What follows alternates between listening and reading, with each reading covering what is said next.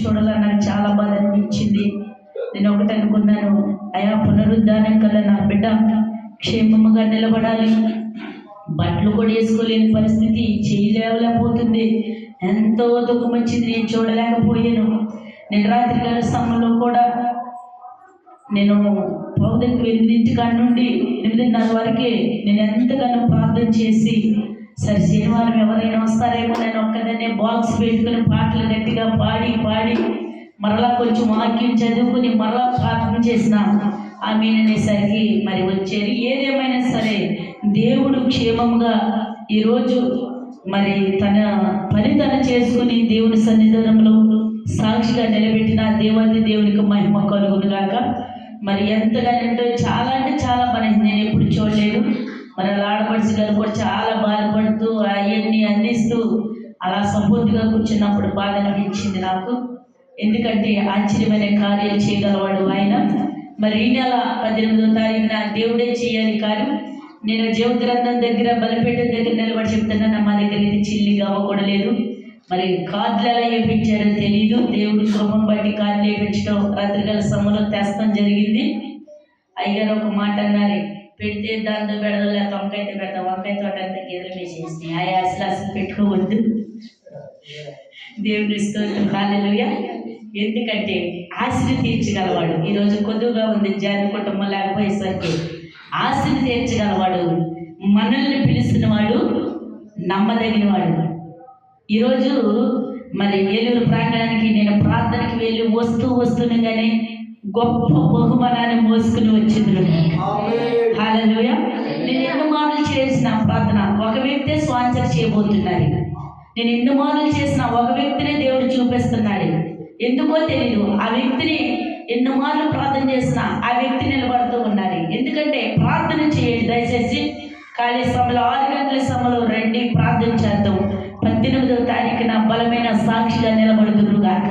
ఆశ్చర్యమైన కార్యములు జరుగును గాక. ఎందుకంటే ఎన్నో కార్యాలు దేవుడు నాకు చూపించడం కానీ ఆ కార్యాలు జరగడం జరిగింది.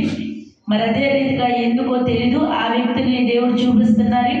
ఆ స్వాతంత్ర ఆ వ్యక్తే చేయబోతున్నాడని దేవుడు తెలియపరిచారు. దేవుని స్తోత్రం, హల్లెలూయా.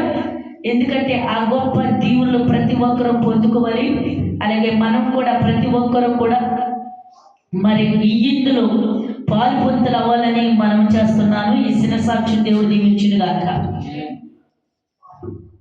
ప్రార్థన చేసుకుందాం. పరిశుద్ధుడా, మహోన్నతుడా, ప్రేమ కలిగిన దేవ, దైవల రక్షకుడానికి వందనాలు.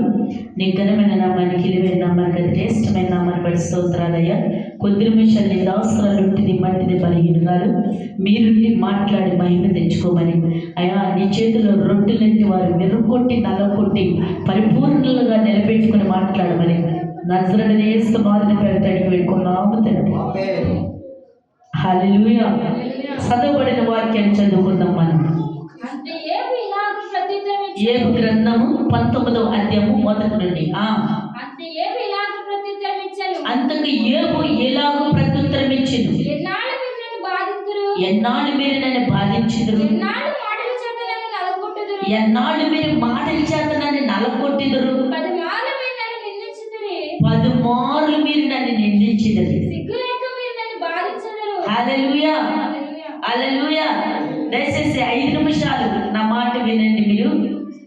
ఎందుకంటే సిగ్గులేక నన్ను ఏం చేస్తారంట, బాధిస్తున్నారంట. అర్థమైందా మీకు? ఏమిచ్చిన మాట అండి అది. నా దేవుడు ధైర్యవంతుడు, నా దేవుడు సమర్థుడు, నా దేవుడు నన్ను కొట్టగలవాడు, నా దేవుడు సమస్తము కూడా స్వాధీనం ఉంచగలిగిన వాడు, కృంగిన వాడిని లేపగలవాడు. అయినా మీరు గుర్తెరగట్లేదు. హల్లెలూయా. అందుకే మీరు సిగ్గులేక నన్ను బాధిస్తూ ఉన్నారు. హల్లెలూయా. ఆయన ఆశ్చర్యమైన కార్యాలు చేస్తాడన్న మాటని మీరు మర్చిపోతున్నారు. ఎందుకంటే ఆయన నమ్మదగిన వాడండి, ఇడిచిపెట్టే దేవుడు కాదు. ఎవరో బాధిస్తున్నారని నువ్వు కృంగిపోతున్నావా?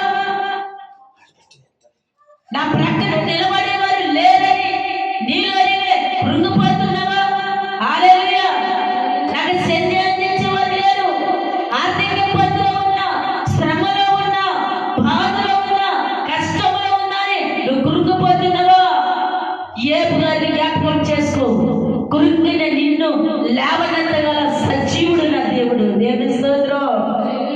సమస్త